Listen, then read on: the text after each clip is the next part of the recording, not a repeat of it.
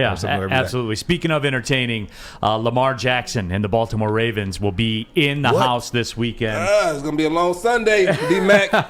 D-Mac, is going to be a long Sunday. And I do want to get into it for a few minutes because, Joique, I have a couple of 30,000-foot questions that I think you'll be able to answer in that we saw the Lions struggle certainly on the edge, the defense on the edge. And you tell me, because the linebackers certainly are wearing it a lot in the media this week because of all that open space on the edge. And this has been a growing theme. The 49ers did this in the game too. The Packers did it. Explain it to me, Joique. And they're going to continue to do it. It's going to happen week Why? after week. Why? What can be done about it? Nothing. All right. What are we going to do? Get some more talent in there. There's nothing so to do. So it's just I'm going to tell you, this is what's going to happen week in, week out. Like, the players are just going to have to step up, and they're going to have to play above what they're used to playing above, what we're used to seeing. Like, it's nothing that they can do. It's nothing game plan. We're going to put more guys on the – like, it's just nothing we can do. And that's when I tell you, when we sit down and we talk about coaches going in the meeting room and they're 16 to 18 hours a day putting in hours. Like, coaches are setting up cot beds in their office. They're living there. Right, they're living there, right? They basically moving in, you know. You have these guys in there, and they're watching film, and what are they looking for? They're looking for the weakness of your defense. They're looking for weakness for your offense. So if they see other teams are running this on you week after week, if it worked for them, it works for us. We're going to do the same thing until you stop it. And my fear is just with how dynamic Lamar Jackson is. And D-Mac, when you get that dude that will excel greatly, excel as good as anybody in the league at the thing you're the weakest at, that's not a good formula, man. Well, let's not even talk about how he's progressed in his passing. Let's talk about what did Detroit do or not do, that outside run. And Lamar Jackson can kick it outside better than any quarterback with speed. So better than most running backs. That's what I'm saying. So it's going to be a good test. I mean, why not throw a guy like Derek Barnes out there into the fire to see what he's up against? Which he did say, Dan Campbell did say, I forget which media outlet I was listening to, but Dan Campbell did say he will get out. I think it was on the Lions weekly press conference. He did say he will get some snaps this week. Yeah, and you know what? That's what you want. Let's see what we got. I don't expect. I mean, again, and I know we'll get into this as the week goes on, but this Ravens matchup, you have to find a way to, and look, that's the secret sauce with Lamar Jackson, right? Keep him contained, make him throw the football. Easier said than done. But Joique, what do you do with this matchup in particular? This just, to me, on paper from afar, looks like the wrong matchup at the very wrong time for the Detroit Lions. You're right. At what point in time out the year will this matchup be a good time? No, I know that. But, just being 0-2, the nature of how the games have played out, it's just if you had your first win, maybe you were 2-7, you just be like, okay, whatever, it's just another week and Lamar's coming into town.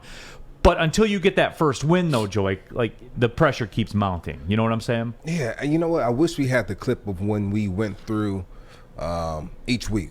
Week 1, week 2, week 3. The schedule, and the schedule game. And then I did it. We had it up here, and I went through all the games the Lions were going to win. Now, I had them winning before I went through the schedule, just off the top, a max, best case scenario, 6 game. That's best case scenario. Right. That's getting every break, and I had them winning 4. Yep. I had them winning 4. I think 4 is... Yeah, I think 4 is okay. 4 is cool. I think it's about what we talked about all along. It's about what have you seen? It's the eyeball test. It's not about the wins and losses. It's about, is there progress? Do we see, like what we've seen with Penei Sewell playing the left tackle first 2 games is, wow. That's the conversation of when Decker comes back, what are they going to do? Because he's making it almost impossible to move him back. Right? So, in my opinion anyways, but I'm not the coach. So, that's, little things that we're going to see. You're going to look at who's going to establish themselves out of the wide receiver position. Is it St. Brown? Is it Cephas? We're looking for more. Yeah, we need more.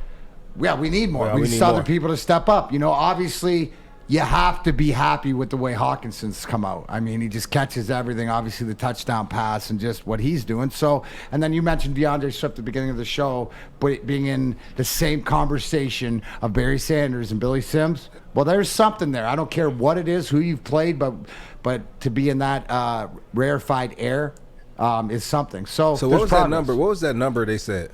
Yeah, so DeAndre Swift joined Billy Sims and Barry Sanders are the only Lions running backs to gain 1,000 scrimmage yards and have 10 touchdowns in their first 15 career games. And that is something that I did want to discuss because I think we're seeing this with Penei Sewell as well.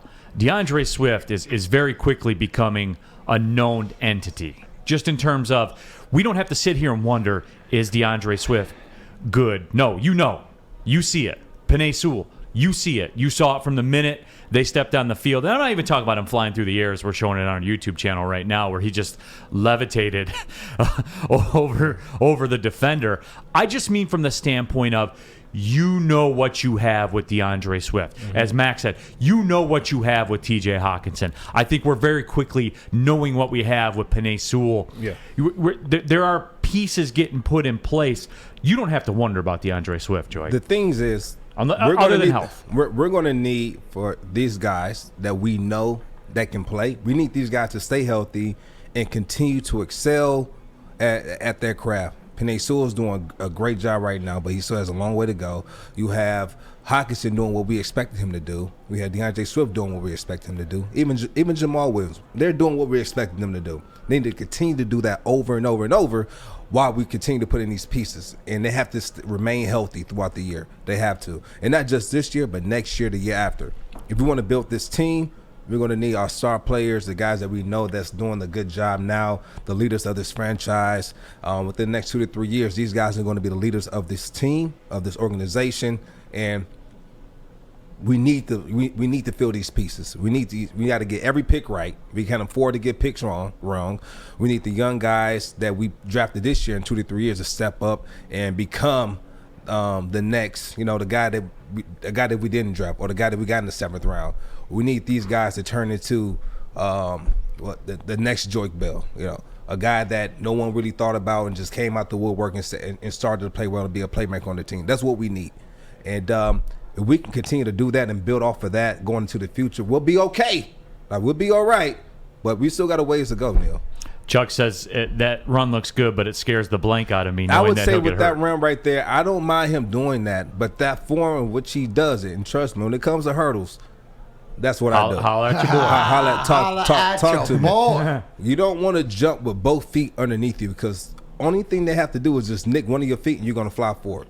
But if you have one, just like if you run into hurdles, if you have that right leg forward, you just kind of snap that trail leg over, you'll be fine. It worked right here. So you're not going to say too much, but it's going to be that one time where, if they clip you, you're landing sideways. Yeah, you landing sideways or you flipping over in the air. And there's been time even when I hurdle a Packers player with my right leg, they clipped me, but I didn't flip over. I just kind of rolled over to my side. And it happens. It happens. So just protect yourself at all times. Doug Fungus says, yeah, you will have Swift right up until his rookie contract ends. But you can't operate like that. I mean, but that also rolls into when your people are in place for the front office. And we'll see this with TJ Hawkinson soon, D-Mac, in that it will be decision time depending on what the market is. But you want those problems. You need those problems. Aren't those the second contract problems that we're talking about? That the Lions have never had to deal with before. Right. And here's the one thing, and I'm the same. I'm in the same situation where, DeAndre Swift, you're looking to see, can he be durable? So you're sort of waiting to see because of the injuries. To that point about 1,000 yards and 10 touchdowns in 15 games, that's pretty impressive because he has been hurt throughout that stuff. So I don't know. It's something that's that we will wait and we will see. But if these guys come and perform and they know they got the Sewells, the Hawkinsons moving into the next contract, well, now we can concentrate on the defense and maybe get some linebackers in here. So. Somebody's going to run. We need to run. You brought that up the other day on Monday or Tuesday, and the fact that God did get gashed on the outside. So that's something that speed needs to be a key, but it always has been. Yeah, and I would imagine with all this draft capital that's coming up, Joique, we'll see a heavy investment on the defensive side of the football. Just in terms, again, we said it yesterday. I talked about it yesterday. They haven't had linebackers since your 14 team. Let me see. If it's taking you this long, Joique, then the answer is no. They haven't had linebackers since 14. I'm saying because we had the same backers in 15. Well, you know what I mean. Don't get all technical on I'm not me, being Joique, technical. all right? We still had the same backers in 15. We still had I think we still had Terry Whitehead. I think we still had Stephen Tulloch, DeAndre Levy. So we still had a strong linebacker core. But what made it look, and the reason you say 2014 because that defense was historically great. Yep. But what did we lose that I tell you every team needs if they want to be successful? We lost our trenches. We lost it. Yeah. We lost it. And so when we lost them, it made our linebackers look less effective. But they were still the same linebackers, still playing at a high level. But when you don't have that talent up front, it can change the dynamic of the game. Well, everybody has to go 2 seconds longer, right? Like the linebacker or the cornerback. Yeah, I mean, and it's got to hard. cover 2 seconds longer. It's already hard enough to hold a receiver, a tight end in this league. Right? It's already hard to do it for 3 seconds. When you're not getting pressure on the quarterback, and especially when you're playing with a quarterback that can keep the play going, he's mobile. You have to worry about him running now on top of passing. Say, like this week against Lamar Jackson. Hey, and he's older, but he still get around. And Aaron Rodgers, when you're playing against guys like that who can move around and keep the play alive, and you have to hold on to your receiver for another 2 seconds on top of the three, it's difficult already. All right, it's difficult. I don't care who you are in this league. Our receivers can get open in 5 seconds. Right. Any receiver that's in the NFL, that's in the National Football League. You can't get League. over in 5 seconds. You go to the practice league. squad, or, and we need to reevaluate the GM for whatever team that is. Right. But right now, anybody can get up in 5 seconds. I can get up in 5 seconds. I haven't touched a football field in 5 years. Come on now. Motor City Thanos says if Swift stays healthy, I think he could get close to 2,000 scrimmage yards for the season for the Lions. And he looks like he's that kind of weapon, no doubt. And I lauded the pick. I love the pick when they made it. And it looks like they have something in him. And any time that you're mentioned with Billy Sims and Barry Sanders, you know you're running hot, Joique. Probably not now. And I'm not saying because he doesn't have the ability to get that. But what I'm saying is he's one of our biggest threats on offense. And so if teams are studying DeAndre Swift, in their meeting room, he'll be the blue player. Yeah, or he's cold. He'll be the blue player, and they'll build their defense around stopping him, keeping him contained. They'll try to cool him off. Right. They're going to put a blue jersey on him, blue check mark or whatever you said yesterday. Yeah, they put blue mark. Right. So when you're practicing throughout the week, you'll have a guy with his jersey on. It might the color of the jersey might be red. That's letting the defense know, key in on this guy. Yeah. Key in on him. Don't let him get hot. Don't let him get hot.